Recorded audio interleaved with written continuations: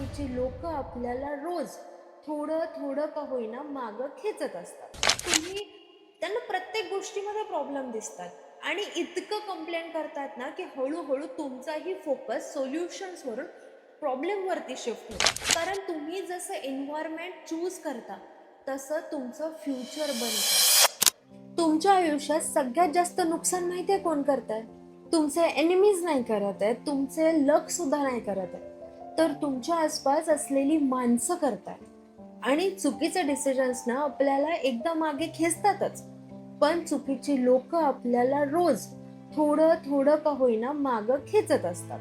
आणि सगळ्यात डेंजरस गोष्ट म्हणजे आपल्याला ते लगेच लक्षातही येत नाही. कारण ही लोक आपल्या लाईफमध्ये अगदी नॉर्मल वाटतात आपल्याला.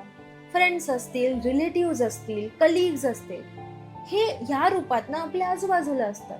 पण हळूहळू आपला माइंडसेट बदलतात ती लोक, आपला एनर्जी ड्रेन करायला लागतात आणि आपली ग्रोथही थांबवतात ही लोक.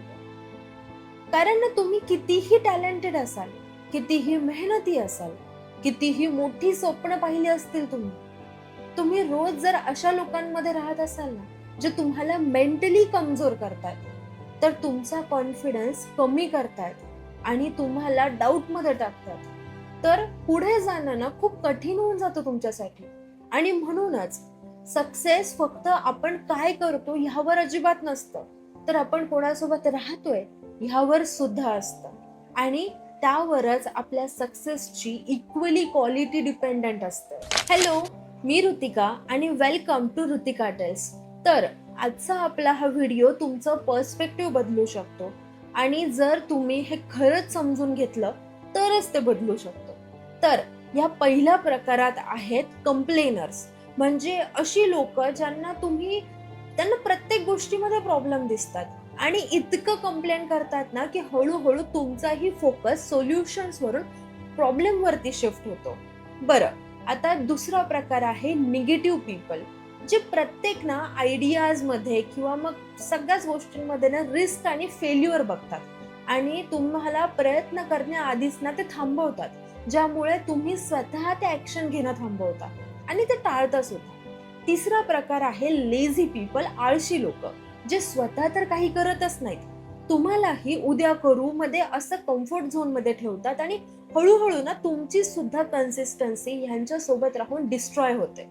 चौथा प्रकार विक्टिम माइंडसेट पीपल, म्हणजे प्रत्येक गोष्टीमध्ये दुसऱ्यांना ब्लेम करतात ही लोक आणि हळूहळू तुम्हालाही वाटायला लागतं की तुमच्याकडे कंट्रोल नाहीये, सगळ्या गोष्टींना जबाबदार दुसरीच लोक आहेत. पाचवा प्रकार लायर्स, कारण ट्रस्ट नसलेल्या रिलेशनशिप मध्ये तुम्ही कधीच मेंटली सेक्युअर नाही राहू शकत आणि हे तुम्ही सतत पीस डिस्टर्ब करणारं तुमच्यासाठी असतं. सहावा प्रकार आहे युजर्स, जे तुम्हाला फक्त त्यांच्या कामासाठी आठवतात आणि त्यांच्यासोबत राहिल्यावर तुम्हाला स्वतःची व्हॅल्यू सुद्धा कमी वाटायला लागते. सातवा प्रकार आहे जलस पीपल, जे तुमच्या यशात स्वतःला खुश मानतच नाहीत, ते तुम्हाला डिस्करेज करतात आणि त्यामुळे तुमचं सुद्धा कॉन्फिडन्स कमी व्हायला लागतो. त्यानंतर आठवा प्रकार आहे ऍडिक्ट, जे स्वतः त्या डिस्ट्रॅक्शन मध्ये असतात आणि तुमचाही वेळ आणि हळूहळू ते फोकस सुद्धा जास्त कन्झ्युम करायला लावतात.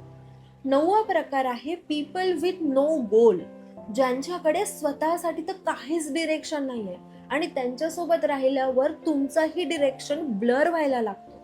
त्यानंतर 10वा प्रकार आहे पीपल हू डिस्करेज यू, जे तुमच्या स्वप्नांवरती डाऊट करायला लावतात तुम्हालाच. तुमच्याकडून काही होणारच नाही, हे तर कुठे तुम्हाला घेऊन जाणारच नाही, अशा सगळ्या गोष्टी तुम्हाला सांगतात. या लोकांमध्ये एक गोष्ट कॉमन आहे की ते तुमची ग्रोथ थांबवतात, तुमचा माइंडसेट ते कमजोर करतात आणि तुमचा हॅपीनेस सुद्धा ना हळूहळू कमी करतात.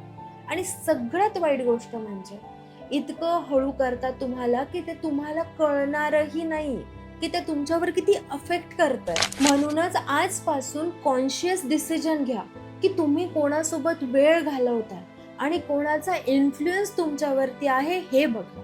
कारण तुम्ही जसं एन्व्हायरमेंट चूज करता तसं तुमचं फ्युचर बनतं. जर तुम्हाला खरंच ग्रो करायचं असेल ना, हॅपी राहायचं असेल ना, तर आयुष्यात एक तरी गोष्ट अचीव करायची असेल ना, तर कधी कधी लोकांना सोडणं सुद्धा खूप गरजेचं असतं, जरी ते अनकम्फर्टेबल असलं ना तरी सुद्धा. जर हा व्हिडिओ तुम्हाला रिलेटेबल वाटला असेल तर तुमच्या एकतरी फ्रेंडला नक्की शेअर करा. आणि जो अजूनही अशा लोकांमध्ये अडकलेला आहे त्यांना तर सगळ्यात आधी पाठवा. आणि कॉमेंट्समध्ये तुम्हाला हा व्हिडिओ कसा वाटलाय, हा व्हिडिओ बेनिफिशियल आहे का नाही हे नक्की सांगा. आपण त्यावर नक्की डिस्कशन करू. तोपर्यंत सबस्क्राईब करून घ्या ऋतिका टेल्सला.